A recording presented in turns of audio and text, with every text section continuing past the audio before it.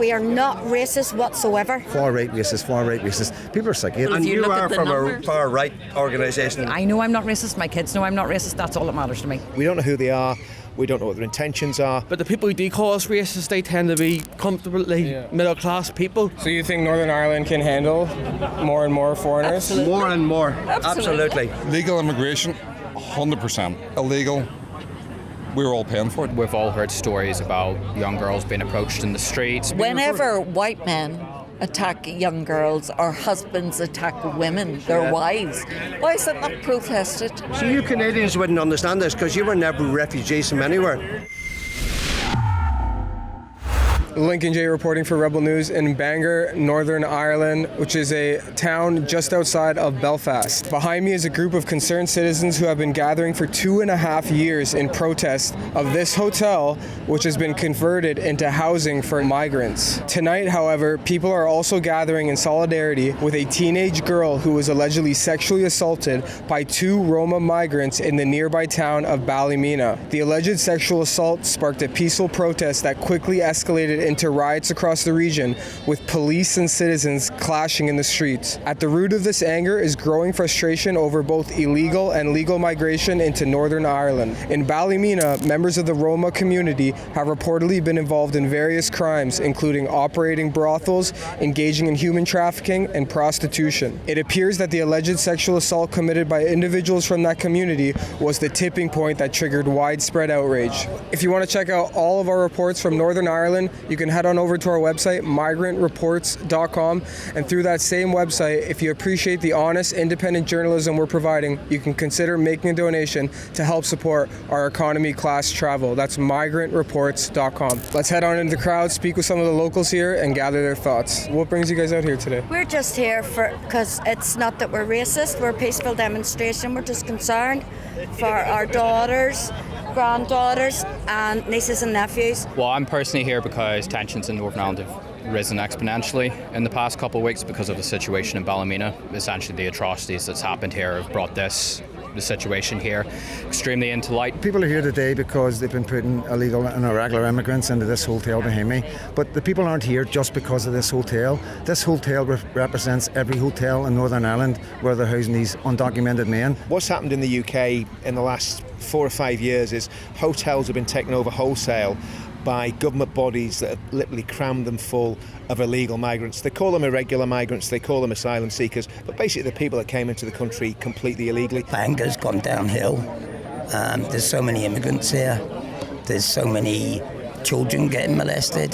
They're going into charity shops, stealing the coin boxes off the counter. There are obviously a lot of assaults going on around the country.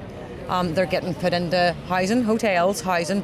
They're draining our country dry. People who work, yes, that's okay, but not these people just stay in these hotels. Can't do it through violence for a start. We need to do it peacefully, but we need more people out on the streets because this is really getting serious now. So they're just coming over boatload after boatload, and somewhere it has to stop.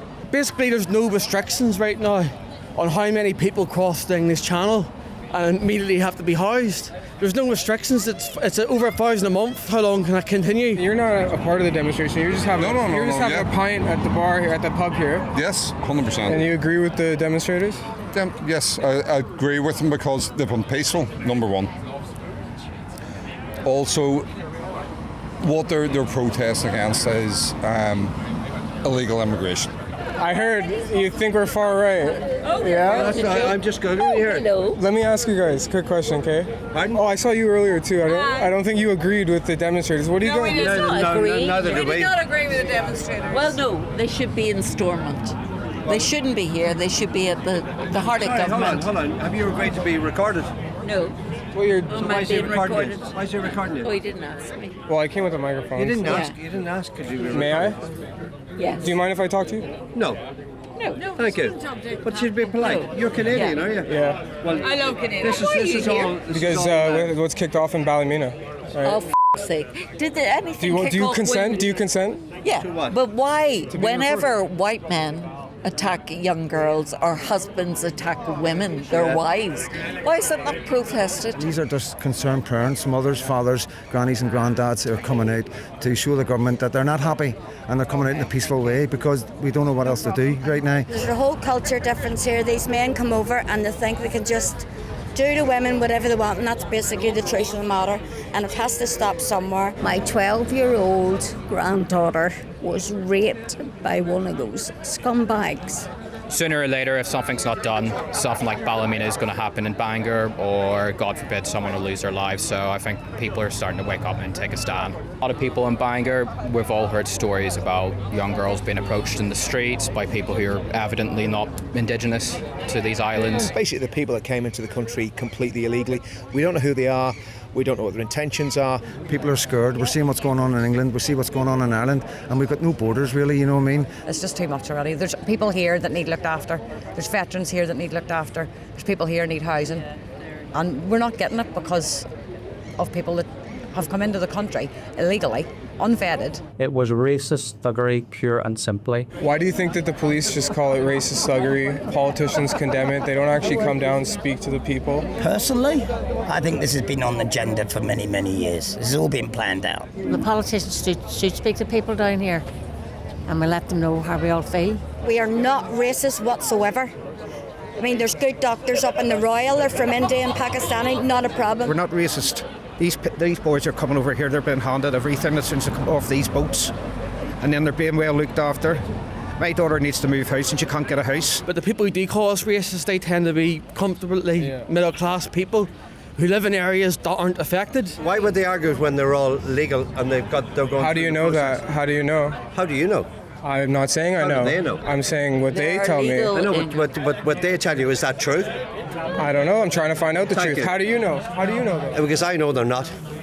How? They're all there legally. How do you know though? Because of who housed them. Yes.